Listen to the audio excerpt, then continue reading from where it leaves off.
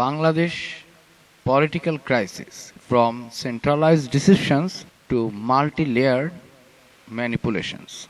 এই শিরোনামটিকে বুঝতে গেলে আমাদেরকে শুরু করতে হবে 1971 সালের 9 মাসের মুক্তিযুদ্ধ, যে মুক্তিযুদ্ধটি ভারতে মাটি থেকে পরিচালিত হয়েছিল।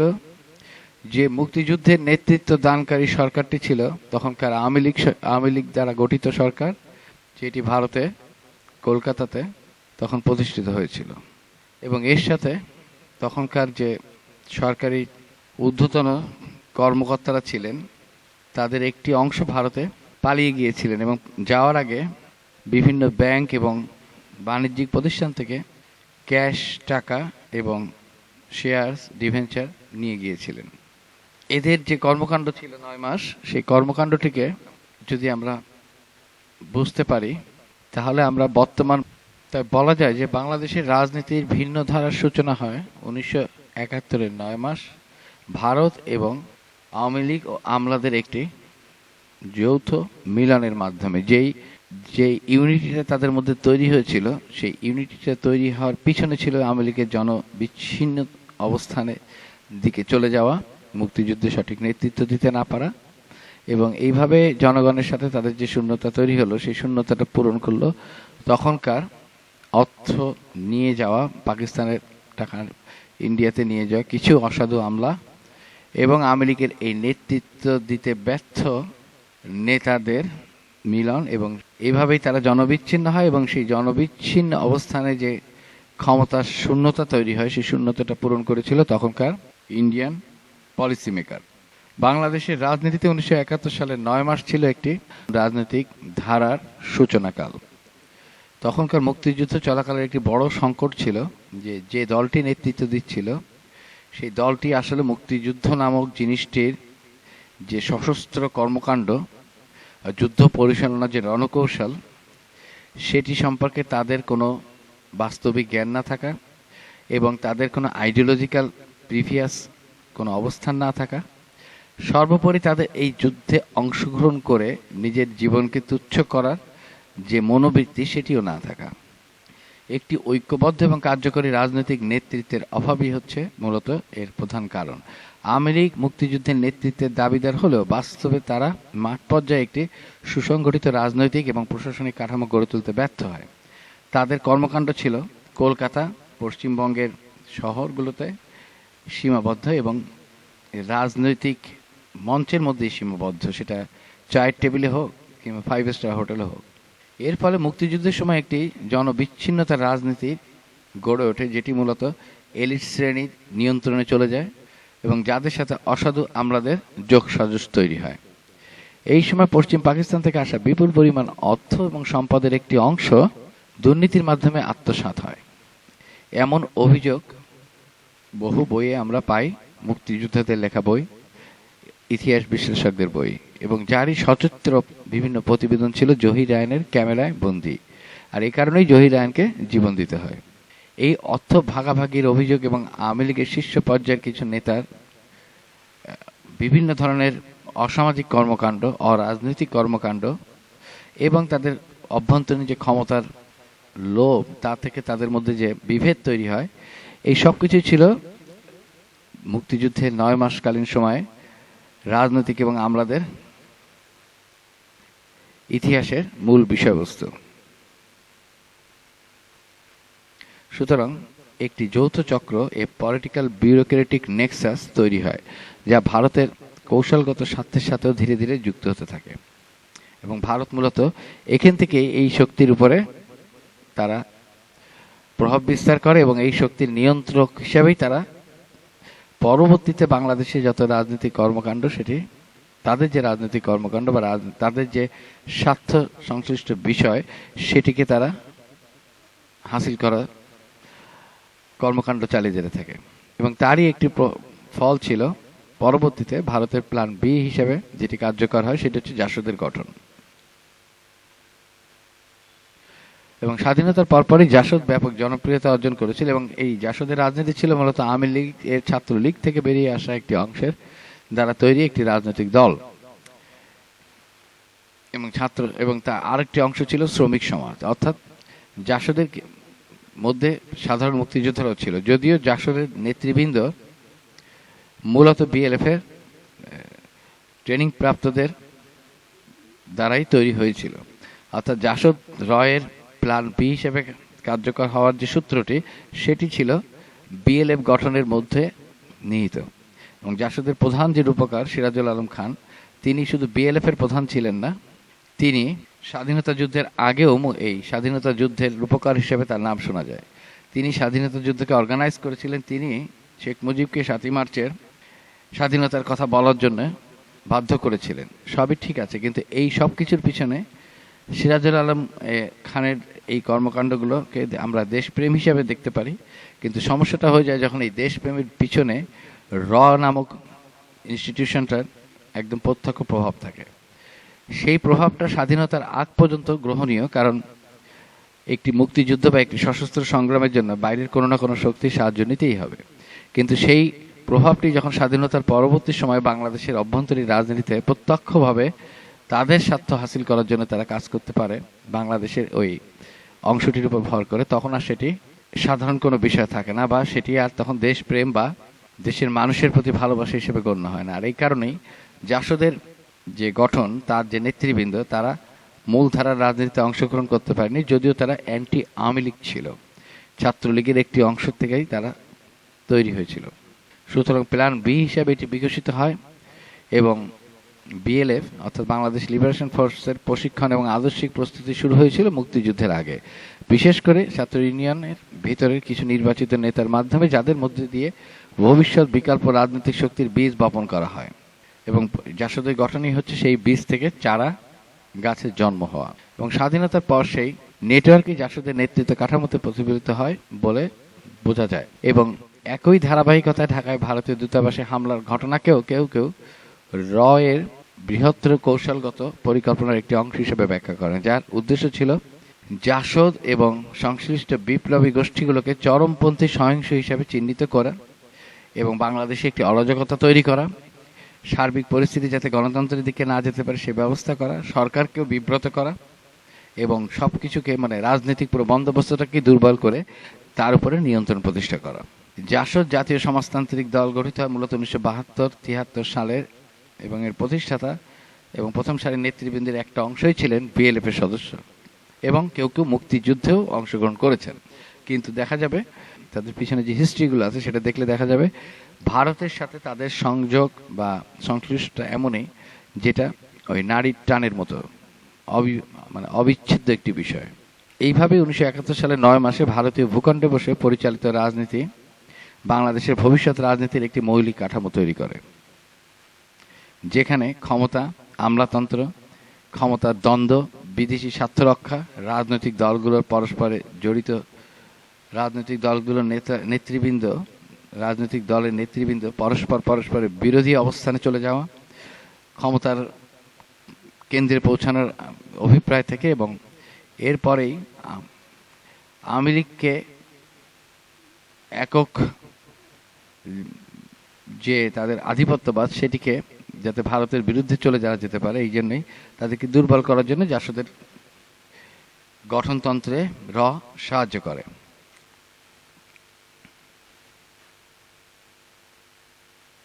সুতরাং বাংলাদেশের এই 9 মাসকালীন যে ভারতের মাটিতে যে রাজনীতি এবং যে রাজনীতির নামে যে প্রতারণা, যে জনবিচ্ছিন্ন অবস্থান, মুক্তিযুদ্ধের নেতৃত্বহীনতার যে নিদর্শন এবং এই জনবিচ্ছিন্ন অবস্থান এবং নেতৃত্ব শূন্যতার যে ভ্যাকুমটি তৈরি হলো, সেটি পূরণে ভারতের সেখানে নিয়ন্ত্রকের ভূমিকা পালন করা, এই বিষয়টি যদি সঠিকভাবে আমরা ইতিহাসের মাধ্যমে সামনে না আনতে পারি, মানুষের যদি এই অংশটি সম্পর্কে না ধারণা থাকে, তাহলে বাংলাদেশের এই যে বহুমুখী প্রতারণার যে রাজনৈতিক বন্দোবস্ত, যা মূলত গত 1.5 বছর থেকে আমরা দেখছি, সেটি আমরা নিয়ন্ত্রণ করতে পারবো না। সেটি থেকে বের হয়ে এসে একটি আধুনিক রাষ্ট্র কাঠামো, যেখানে রাষ্ট্র এবং নাগরিক ছাড়া আর কোনো শব্দ ব্যবহৃত হবে না, সেটি করা সম্ভব হবে না। The long-standing pattern of deceptive politics in Bangladesh has intensified within a multi-dimensional frameworks in the last 2 last 1.5 years.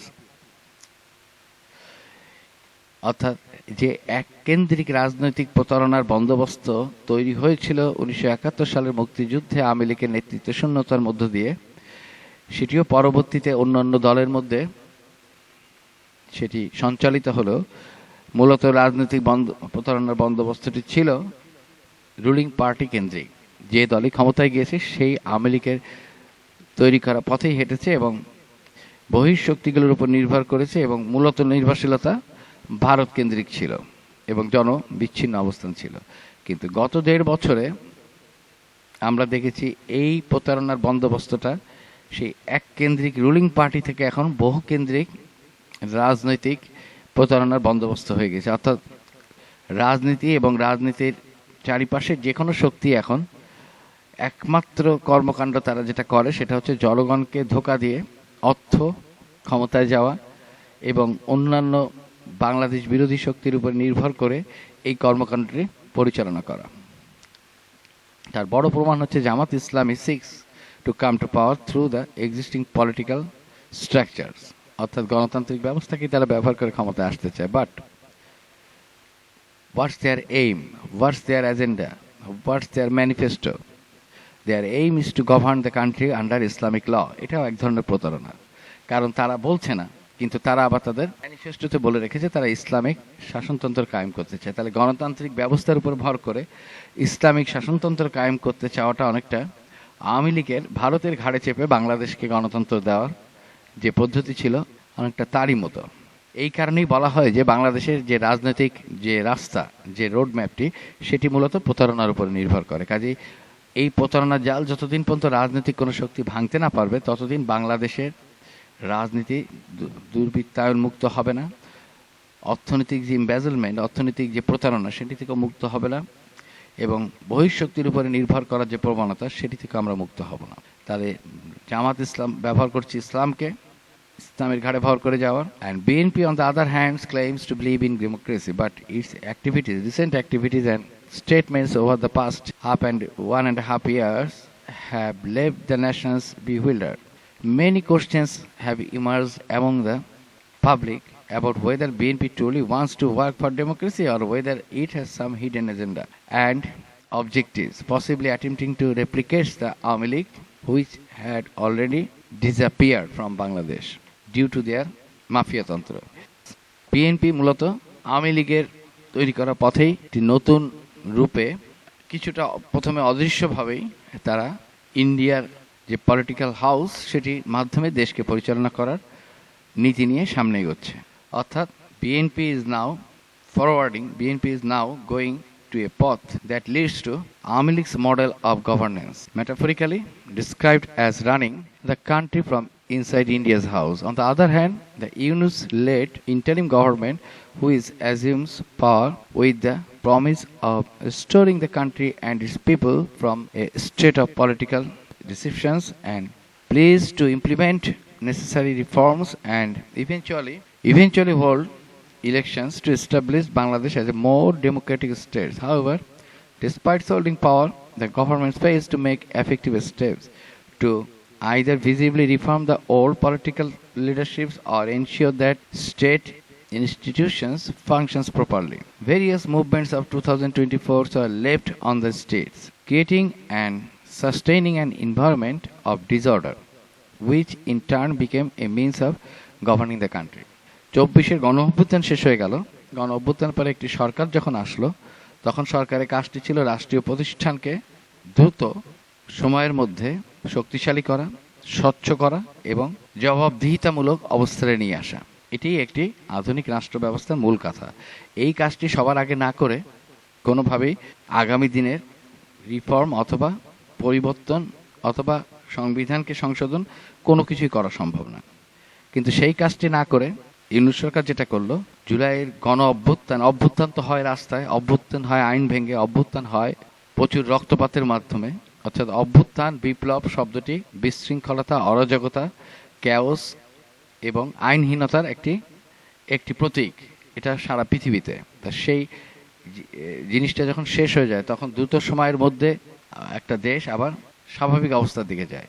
Yunus সরকারের প্রধান বৈশিষ্ট্য ছিল স্বাভাবিক অবস্থার দিকে না নিয়ে অভ্যুত্থানের শক্তিকে নানাভাবে নানা রূপের রাস্তায় রেখে তাদেরকে ব্যবহার করা, এবং এখনো পর্যন্ত সেই পদ্ধতি চলছে এবং সেই পদ্ধতির মধ্যেই ইন্ডিয়া নামক যে ভয়, ইন্ডিয়া নামক যে শক্তি বাংলাদেশকে গত 54 বছর ধরে ধ্বংস করেছে, সেই শক্তিকে বর্তমানেও যাতে সেই শক্তির মৃত্যু না ঘটে সেই চেষ্টা ডক্টর মোহাম্মদ ইউনূস সরকার করে যাচ্ছে। কারণ 24-এর আগ পর্যন্ত 15 বছরে হাসিনা এবং ইন্ডিয়া বাংলাদেশকে শোষণ করেছে, নিয়ন্ত্রণ করেছে, হত্যা করেছে এবং একটা অকার্যকর রাষ্ট্রে পরিণত করেছে। কিন্তু 24-এ শুধুমাত্র হাসিনার পতন হয়নি, ইন্ডিয়ারও পতন হয়েছে এবং মৃত্যু ঘটার কথা। তা যে শক্তিটির পতন হলো এবং মৃত্যু ঘটলো তারা বাংলাদেশ ছেড়ে ভারতের মাটিতে স্থান নিল, কিন্তু 24-এর পরে আমরা সেই শক্তির ভূতকে কেন সরাতে পারলাম না? ঠিক যেভাবে 1971 সালে বাংলাদেশ স্বাধীন হলো, কিন্তু আওয়ামী লীগ এবং সো কল মুক্তিযুদ্ধের পক্ষের এলিট গ্রুপের কাছে পাকিস্তানের ভূত কিন্তু চলে গেল না, তারা বাংলাদেশে রয়ে গেল। বিভিন্ন নামে তারা বাংলাদেশে প্রায় কর্মকাণ্ড চালায় গেল। অর্থাৎ বাংলাদেশের রাজনীতির একটা সমস্যা হচ্ছে মিথ্যার উপর ভর করা শক্তি ওই পরাজিত শক্তির ভূতকে তাদের নিজেদের স্বার্থসিদ্ধির জন্য দিনের পর দিন ব্যবহার করতে থাকে। এবং 24-এর গণ অভ্যুত্থানে ইন্ডিয়ার পতন এবং আওয়ামী লীগের পতন এবং তাদের দেশ ছেড়ে পালানোর পরেও এই দুইটি শক্তির ভূত কিন্তু বাংলাদেশ থেকে মুক্ত হয়নি। Through the repeated anti-India rhetorics in different media platforms, the interim governments continue to promote a narrative that places blame in India and the Awami League leaders who fled there for nearly all of the country's problems, embedding these perceptions deeply within public consciousness. মানুষের সচেতন মননের মধ্যে এটি ঢুকিয়ে দেওয়া হলো, public যাতে এটা বিশ্বাস করে যে Awami League and India's evil intentions and activities is still doing their job inside Bangladesh. কিন্তু আমরা ভুলে যাই যে শেখ হাসিনার মতো একজন মাফিয়া লেডিকে বাংলাদেশ থেকে পালিয়ে যেতে হয়েছিল। যদি গণ অভ্যুত্থানের পরের যে সরকার, যাদের উপর এই দেশের গণ অভ্যুত্থানকারীরা বিশ্বাস করেছিল, জনগণ বিশ্বাস করেছিল, তারা যদি সঠিকভাবে দেশটা পরিচালনা করে তাহলে এই পরাজিত পলাতক শক্তি both India and Awami League কীভাবে বাংলাদেশকে 24 অভ্যুত্থানের পরে কোনোভাবে প্রভাব বিস্তার করে। আর যদিও বা তারা করে, সেইটা দায়িত্ব তো ডক্টর মোহাম্মদ ইউনূসকে নিতে হবে। He is the solely responsible persons for all this আইনগতভাবে। Meanwhile, no real progress was made in reforms. The administration inherited from the Hasina era was not fundamentally changed. Police officers who had abandoned police stations and thanas during Hasina's rule were reinstated, and the same military officers who were previously rewarded for keeping the Hasina regimes unchanged and who were linked to events such as the 111 political interventions and the BDR massacres, along with the civil officers who supported Hasina's mafia-style regimes, continue to remain protected within the systems in exchange of bribes. হাসিনার ফেলে যাওয়া black money, এই হাসিনার ফেলে যাওয়া যে বিপুল অঙ্কের টাকা বাংলাদেশে এই সকল শক্তির মধ্যে রয়ে গিয়েছিল, এই টাকাগুলোর মাধ্যমেই এই সরকারের মুখপাত্ররা এদেরকে নানাভাবে বাংলাদেশে আবার রিসেটেলমেন্টের দিকে নিয়ে গিয়েছে। And as a result, the previously centralized structures of political decisions has now transformed into a multi-centered systems of decision. আর এইভাবেই আগের থেকে তৈরি হয়ে আসা যে প্রতারণার রাজনৈতিক বন্দোবস্ত, সেটি এখন বহুমাত্রিক রূপ নিয়ে বাংলাদেশে তার আসন গেড়ে বসেছে। কেন্দ্রে আছে ডক্টর মোহাম্মদ ইউনূস এবং তার সরকার। And in these situations, the Yunus government appears to be working whether consciously or structurally within overlapping agenda, and that is the American agenda and the BNP's agenda to rehabilitate Awami League and India, and Jamaat's agenda of using Islam as a facade to gain power, thereby deceiving the peoples of Bangladesh through multiple layer of manipulations. Dr. Mohammad Yunus আমেরিকার একজন আজ্ঞাবহ ব্যক্তি হিসাবে নিশ্চুপ থেকে অথবা silently এই বাকি ফোর্সগুলোকে সহায়তার মাধ্যমে বলা যেতে পারে বাংলাদেশকে ডিস্টেবিলাইজ করা, বাংলাদেশকে অগণতান্ত্রিক পদ্ধতির দিকে নিয়ে যাওয়া, নতুন করে ইসলামিক একটি শক্তিকে তাদের চিন্তা চেতনাকে সামনের দিকে এগোনোর সুযোগ করে দেওয়া। বিএনপি করছে এটা ইন্ডিয়ার উপর ভর করে, ইউনুস করছে আমেরিকান যে এস্টাবলিশমেন্ট যা তাকে ক্ষমতায় বসিয়েছে তার জন্য, আর জামাত এই কর্মকাণ্ডে নিযুক্ত আছে ইসলামকে ব্যবহার করে তাদের দল এবং ক্ষমতায় যাওয়ার একটি হাতিয়ার হিসেবে। তার মানে all political parties and all political structures are now practicing a policy to deceive the people within the same framework of deceptive policy of politics in Bangladesh.